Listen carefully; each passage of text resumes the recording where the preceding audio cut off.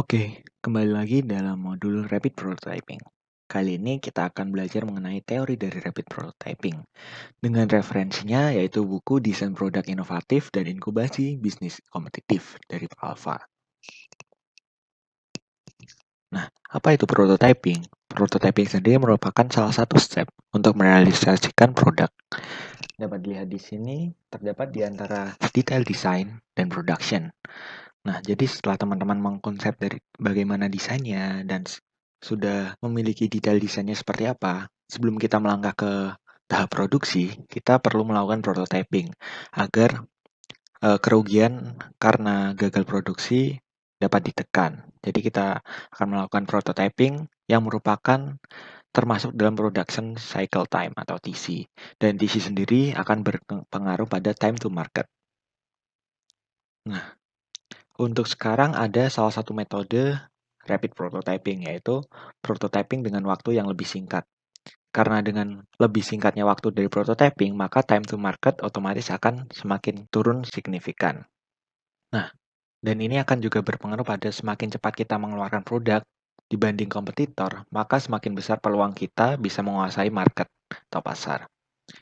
Dan salah satu proses yang memakan waktu dan biaya cukup banyak adalah prototyping, dikarenakan kita di sini melakukan trial and error, di mana rapid prototyping merupakan salah satu solusi dari lama dan biaya yang membengkak pada prototyping. Nah, untuk tipe prototyping sendiri terbagi jadi sumbu fokus komprehensif atau FK pada sumbu horizontal dan sumbu AK atau analitik fisik pada sumbu vertikal, seperti disajikan pada gambar. Nah, fokus komprehensif sendiri dapat diartikan semakin banyak kita menaruh sebuah fitur dalam produk kita, itu akan masuk ke ranah komprehensif. Dan semakin kita fokus pada salah satu fitur saja, itu akan masuk ke ranah fokus. Nah, selanjutnya untuk sumbu berikutnya yaitu fisik analitik. Untuk fisik sendiri, prototipe akan berbentuk nyata atau fisik dapat dipegang. Dan untuk analitik, berbentuknya lebih ke formula matematis, model maupun visual, jadi belum berbentuk fisik. Nah, selanjutnya untuk fungsi prototyping sendiri kita bagi menjadi 4, yaitu learning. Jadi kita akan belajar apakah itu prototipe tersebut akan bekerja kalau diimplementasikan atau diproduksi, dan apakah sesuai dengan demand yang diinginkan oleh pelanggan. Fungsi selanjutnya yaitu communication. Jadi sebelum kita memproduksi sebuah produk pada sebuah perusahaan, pastinya kita akan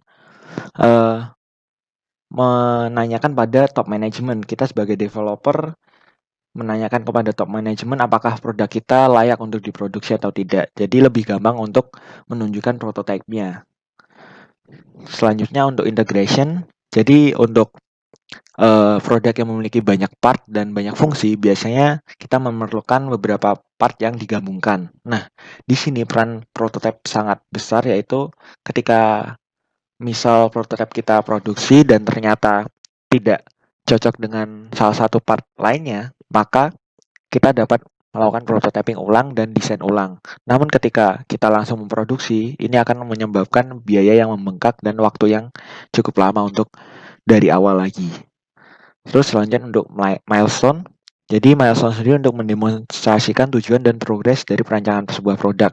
Jadi misal teman-teman developer produk di sini akan mendevelop produk A, dan untuk top manajemennya perlu untuk follow up dong. Jadi misal udah sampai mana nih progresnya, udah part apa aja yang jadi teman-teman bisa menunjukkannya dengan prototyping.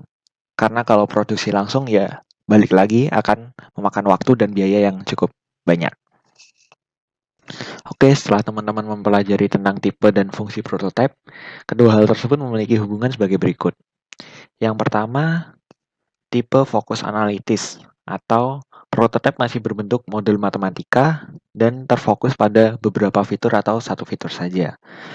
Prototipe tersebut biasanya digunakan untuk learning saja, karena ia belum berbentuk fisik, tidak bisa dikomunikasikan kepada orang awam atau orang di luar developer dari produk sendiri, misal untuk top management atau untuk divisi lainnya. Dan juga untuk integration sendiri cukup sulit karena tidak ada bentuk fisik yang dapat kita gambarkan untuk menghubungkan antar partnya. Selanjutnya untuk prototype dengan tipe fokus physical, yaitu dengan prototipe yang sudah berbentuk fisik dan juga fiturnya fokus pada satu atau beberapa fitur saja. Ini difungsikan untuk learning dan communication karena sudah berbentuk fisik, dapat dibayangkan oleh divisi lainnya.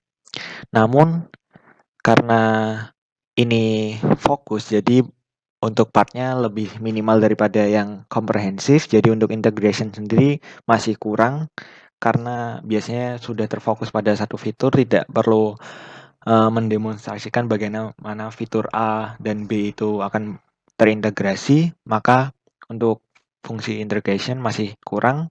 Dan untuk milestone sendiri karena dia terfokus pada satu fitur atau beberapa saja, tidak terlalu dibutuhkan untuk milestone.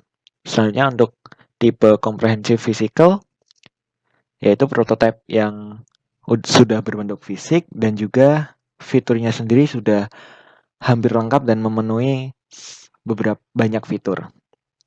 Ini difungsikan untuk keempat fungsi prototype, yaitu learning, communication, integration, dan milestone. Karena sudah cukup lengkap. Dan dapat digarisbawahi untuk tipe prototype yang satunya, yaitu comprehensive analytical. Ini sangat jarang digunakan karena dia memiliki fitur yang banyak dan masih berbentuk model matematis.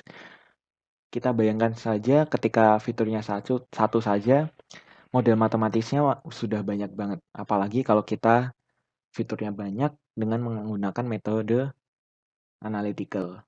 Nah, itu makanya sangat dihindari ketika kita membuat prototype.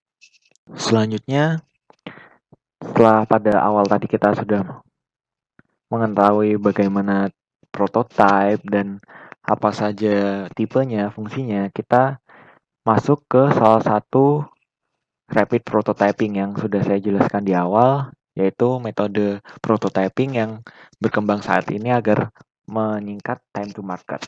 Nah, salah satu metode dari rapid prototyping sendiri adalah additive manufacturing technology. Nah, di sini inputnya sendiri ada CAD model yang biasanya teman-teman pelajari pada semester 1 di Gamtek. Terus ada physical object, biasanya berbentuk poin-poin, dan ketika teman-teman punya alat seperti 3D Designer atau CMM, ini dapat kita jadikan sebagai input. Ada juga untuk X-ray dan magnetic resonance. Nah, untuk selanjutnya ada metode-metode dari additive manufacturing, yaitu ada laser sintering, laser cutting, banyak sekali metodenya. Silahkan nanti teman-teman pelajari, cari materinya di YouTube ataupun buku yang teman-teman miliki. Misalnya untuk material sendiri ada padat, cair, dan gas. Dan tipe dari materialnya dibagi menjadi dua, yaitu food and medical grade dan non-food or medical applications. Nah, untuk aplikasinya sendiri, additive manufacturing technology ini tipenya dibagi menjadi prototype dan bisa juga part yang sudah berfungsi. Nah, dalam modul kali ini kita akan mempelajari tentang salah satu metode rapid prototyping, yaitu FDM, Fuse Deposition Modeling, yaitu 3D printing. Untuk mempelajarinya, silahkan teman-teman tonton video setelah video ini. Nah, sebelumnya saya akan beri bonus, yaitu seperti yang saya beritahu sebelumnya, silahkan pelajari video-video di YouTube tentang semua metode additive manufacturing, yaitu SLA, SLF, dan lain-lain, selain FDM. Dan juga cari tahu dan pelajari tentang mesin 3D printer one-hole duplicators, serta software slicernya. Terima kasih, semangat belajar!